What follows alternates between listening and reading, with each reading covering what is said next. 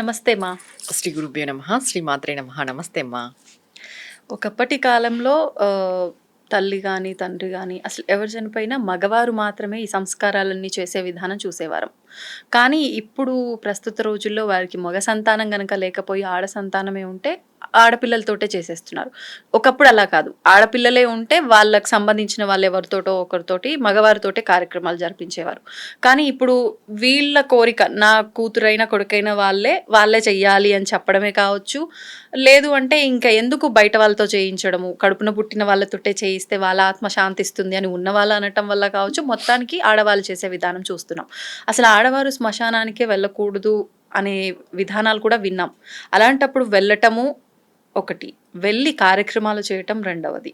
అది పెళ్ళైన వారైనా సరే, పెళ్లి కాని వారైనా సరే. అసలు చెయ్యొచ్చు అంటారా? దీనివల్ల ఏమైనా దోషం అంటారా? ఇది సమాన హక్కులకి సంబంధించింది కూడా అవుతుంది ఈ ప్రశ్న. ఆడవాళ్ళు మగవాళ్ళు సమానం, సమాన హక్కులు అని మీరన్నట్టుగా మగవాళ్ళు ఎవరు లేరు, కుమార్తెలు మాత్రమే ఉన్నారు. ఆ కుమార్తెలకు కూడా మ్యారేజ్ అవ్వలేదు, వివాహం అవ్వలేదు వాళ్ళకి. పోనీ వాళ్ళ ఇంట్లో ఎవరు కూడా ఈ కార్యక్రమాలు చేయడానికి ముందుకు రాలేదు. అలాంటప్పుడు చేయొచ్చు పరిస్థితులను బట్టి. ఇప్పుడు కుమార్తెలకు వివాహం అయింది, అల్లుడు చేయొచ్చు. అల్లుడు కూడా సగం కొడుకుతో సమానం కాబట్టి కుమార్తెకు లేని అంత అర్హత అల్లుడుకుంటుంది. ఓకే. ఒకసారి ఒక అమ్మాయిని వాళ్ళ ఇంటికి ఇచ్చేసిన తర్వాత వీళ్ళకి అల్లుడు పైన ఎక్కువ హక్కు ఉంటుంది కూతురు పైన కంటే. అల్లుడు వీళ్ళ వాళ్ళు అవుతారు చెప్పాలంటే. అందుకు అల్లుడు కొడుకుతో సమానం కాబట్టి అల్లుడు చేయొచ్చు. ఇప్పుడు ఈ అమ్మాయికి మ్యారేజ్ కాలేదు, కుటుంబంలో ఎవరూ ముందుకు రాలేదు, అలా వారసత్వంగా కుమార వారసత్వంగా ఎవరూ లేకపోయి ఉండొచ్చు, ఇంకే బామర్దులు చేయొచ్చు. ఓకే. చేయాలి అనుకుంటే ఇంకా మాకు ఎవరు లేదు, ఎవరు రాలేరు అని అంటే కుమార్తెలు చేస్తారు. చెయ్యొచ్చా అనే విషయము అడిగితే ఇక్కడ ఇంతకుముందు లేదు. ఇంతకుముందు మనం అన్ని జాయింట్ ఫ్యామిలీస్. అది కాక ఒక్కొక్క కుటుంబంలో 10 మంది పిల్లలు ఉండేవాళ్ళు, 10-15 మంది పిల్లల దాకా ఉండేవాళ్ళు. అప్పుడు ఈ కొరత లేదు మనకి, ఈ జెండర్ కొరత లేదు, మగపిల్లలు ఆడపిల్లలు అనే ఇది లేదు, ఎక్కువ మంది ఉండేవాళ్ళు కాబట్టి. ఇంకోటి అన్నదమ్ములు వీళ్ళు ఎక్కువ, వీళ్ళే 10 మంది ఉంటారు, మళ్ళీ వీళ్ళ పిల్లలు ఇలా ఉంటారు కాబట్టి వీళ్ళకి ఆటోమేటిక్ గా వీళ్ళ వారసత్వం అనేది కొనసాగుతూనే ఉంటుంది. ఇప్పుడు ఫుల్ గా న్యూక్లియర్ ఫ్యామిలీస్, ఎవరికి వాళ్ళు ఉన్నారు. ఇంకొకటి ఎవ్వరు కూడా ఒకరి ఫంక్షన్స్ కి ఒకరు కలవని పరిస్థితిలో ఉన్నారు ఇప్పుడున్న బిజీ షెడ్యూల్లో. అందుకని వీళ్ళ చావులు కూడా వస్తారంటే నమ్మకం లేదు. ఇప్పుడు ఎవరు దేనికి కూడా రావట్లేదు. ఫోన్ లో విని అన్ని సంతాప సభలు కూడా ఫోన్ లోనే పెట్టేస్తున్నారు, వాట్సాప్ లో. చెప్పాలంటే మనం చూస్తున్నాం, వెడ్డింగ్ కార్డులు వాట్సాప్ లోనే పెడుతున్నారు, సంతాప సభలు వాట్సాప్ లోనే, విషెస్ అన్ని వాట్సాప్ లో, అన్ని అట్లా అయిపోయినాయి. పలకరించుకోవడం, దగ్గరికి వెళ్ళి పలకరించుకోవడాలు లేవు ఇప్పుడు. అలాంటప్పుడు ఇలాంటి దుస్థితి వస్తుంది. ఓకే. చెప్పాలంటే ఇప్పుడు ఇంకా ఈ అమ్మాయిలు ఎలా ఫీల్ అవుతారంటే, నా తల్లి నా తండ్రే కదా, నా రక్త సంబంధమే కదా, అందుకు అని చెప్పేసి ఈ తలకొరివి పెట్టడము అనేది జరుగుతుంది. అసలు ఈ తలకొరివి ఎందుకు వచ్చింది, తలకొరివి అనే ఎందుకు వచ్చింది అనేది మనం చూసుకుంటే, ఇప్పుడు మనం చెప్తాం ఈ శరీరంలో ఆత్మ అనేది ఉంటుంది. ఈ ఆత్మ అనేది మనకి కొన్ని విధాలుగా బయటికి వెళ్ళిపోతుంది. అంటే చెవుల ద్వారా వెళ్ళొచ్చు, కళ్ళ ద్వారా వెళ్ళొచ్చు, ముక్కు ద్వారా వెళ్ళొచ్చు, నోటి ద్వారా వెళ్ళొచ్చు, రంధ్రాల ద్వారా ఏదో ఒక ద్వారం ద్వారా వెళ్ళిపోతుంది ఆత్మ. కానీ తల కొరివి అని ఎందుకు వచ్చింది మనకి? తలకే ఫస్ట్ కొరివి పెడతారు. అవును. అది అట్లనే అంతా అంటుకొని వెళ్ళిపోతుంది. మన శరీరంలో ఉన్న జీవాత్మ తల ద్వారా వెళ్తే కపాలం పగిలిపోతుంది. బ్రహ్మ కపాలం పగలాలి అంటారు. బ్రహ్మ కపాలం పగిలినప్పుడు మోక్షాన్ని చేరుకుంటుంది. ఒక్క తల ద్వారా ఒక్కటే జీవాత్మ వెళ్తేనే మోక్షం లభిస్తుంది. ఇంకా ఈ నవరంధ్రాల ద్వారా ఎట్లా వెళ్ళినా కూడా ప్రాణము జీవాత్మ బయటికి వెళ్ళినా కూడా మోక్షం లభించదు. కానీ అందరి భావన ఏంటి? తల ద్వారా వెళ్ళాలి అని ఒక భావన. అంటే మామూలుగా తల కొరివి పెట్టే టైంలో కంపల్సరీ ఇది అనుకోవాలని మాకు ఈ విద్యాపరంగా చెప్తారు. ఏమని? ఈయన ఆత్మ ఏ విధంగా వెళ్ళిందో ఎవరికీ తెలీదు, కానీ తల ద్వారా వెళ్ళి ఉంటే చాలా మంచిది.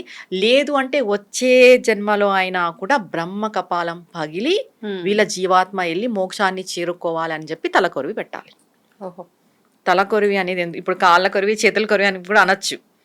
చెప్పాలంటే ఆ తలకొరివికి అది ఎందుకు ఆ మాట ఆ వర్డ్ కూడా వచ్చింది అంటే దీని పర్పస్ ఒక బ్రహ్మ కపాలం పగిలి జీవాత్మ ఈ తలలో నుండి సహస్రారంలో నుండి పైకి వెళ్ళాలన్నమాట, బయటికి రావాలి.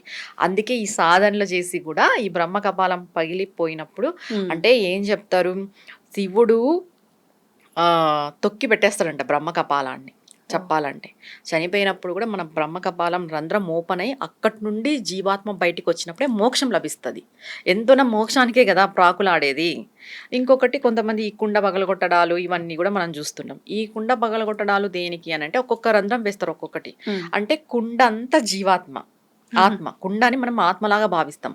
ఒక్కొక్క రంధ్రం వేసినప్పుడు వెళ్ళిపోతుంది ఆత్మ అని అర్థం దానికి. అంటే శరీరం నుండి కుండ, పూర్తి కుండ అనేది శరీరము, లోపల నీళ్ళు అనేది ఆత్మ, ఆత్మకి సంకేతం. ఒక్కొక్క రంధ్రం వేసినప్పుడు ఆ ఆత్మ అనేది వెళ్ళిపోతుంది అని సంకేతంగా, అంటే ఈ శరీరం నుండి ఈ ఆత్మ వెళ్ళిపోబడింది అని చెప్పడానికి ఆ కుండలకి రంధ్రాలు వేయడం అనేది జరుగుతుంది. చెప్పాలంటే మామూలుగా మీరు కాల్చినా తల కొరివి పెట్టినా తలకే పెడతారు, మామూలుగా పూడ్చినా కూడా ఫస్ట్ తల దగ్గరే మన్ను వేయడం అనేది జరుగుతుంది. ఎందుకంటే ఆ జీవాత్మ బ్రహ్మ కపాలం నుండి బయటికి వచ్చి మోక్షాన్ని పొందాలని చెప్పేసి. ఇంకా మీరన్నట్టుగా కుమార్తెలు పెట్టచ్చా అని అంటే ఏ వారసులు లేని వాళ్ళు అటువంటి పరిస్థితి వచ్చింటే తప్పదు. ఇంకా మనం కూడా ఏం చేయలేని పరిస్థితి అది. ఎందుకంటే ఇప్పుడున్న జనరేషన్లో రిలేషన్స్ తక్కువ కాబట్టి, బాండింగ్స్ తక్కువ కాబట్టి అలాంటి పరిస్థితి ఏర్పడితే ఆ అమ్మాయిలు పెట్టచ్చు. ఇంకా వాళ్ళకి వేరే పరిస్థితి లేదు, ఇంకా పరిస్థితి లేక చేస్తున్నారు కానీ అదైతే పద్ధతి కాదు. మరి వాళ్ళకి ఏదైనా దోషం అనేది ఏదైనా ఉంటుందా? లేదు, పరిస్థితి లేదు కాబట్టి ఏ దోషము లేదు. ఇప్పుడు మనకి ఆపత్కాల ధర్మం అనేది ఒకటి ఉంటది. ధర్మం అనేది తరచూ మారుతుంది అనే విషయం తెలుసా? మనం ధర్మంగా ఉండాలి అని చెప్తాం కదా. ఈ ధర్మం అనేదే మారుతుంది. ఏ విధంగా మారుతుంది, ఎలా చెప్తాము అని అంటే ఇప్పుడు కోర్టుదే తీసుకుందాం. మనం ఏం చెప్తాము, 100 మంది అపరాధులు తప్పించుకున్నా కూడా ఒక్క నిరపరాధికి మాత్రం శిక్ష పడకూడదు అని చెప్తాం. దీంట్లో ధర్మం ఎక్కడుంది? మారిందా లేదా? తర్వాత మనం ఇంకొకటి ఏం చెప్తాం, 10 మందిలో 9 మంది బాగుపడతారు అని అంటే ఒకరు నాశనమైనా పర్వాలేదు అంటాం. ధర్మం మారిందా లేదా? 10కి 10 బాగుండాలని అనుకోము.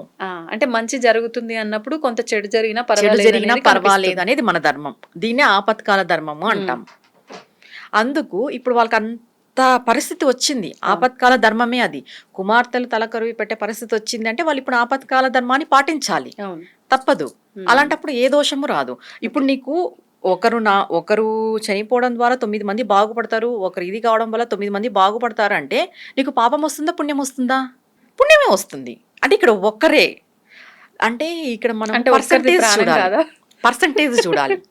పర్సంటేజ్ బట్టే ఏదైనా కూడా. ఇప్పుడు 20% చెడు ఉంది, 80% మంచి ఉంది అంటే నువ్వు 80% మంచి చేసినట్టే కదా.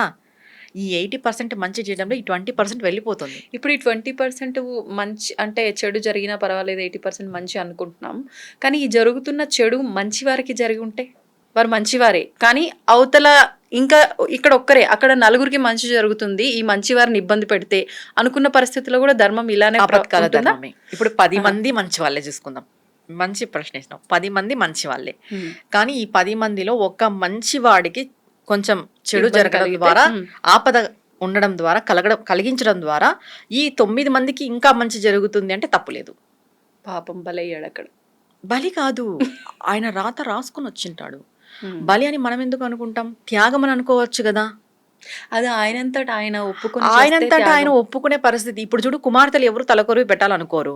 ఒప్పుకునే పరిస్థితి వచ్చినప్పుడు, పెట్టే పరిస్థితి వచ్చినప్పుడు ఒప్పుకునే కదా పెట్టేది. ఇంకా త్యాగమా కాదా? త్యాగం చేసినట్టే. ఆపత్కాల ధర్మానికి ఎటువంటి శాపాలు రావు, ఎటువంటి దోషాలు రావు. ధన్యవాదాలు. నమస్తే.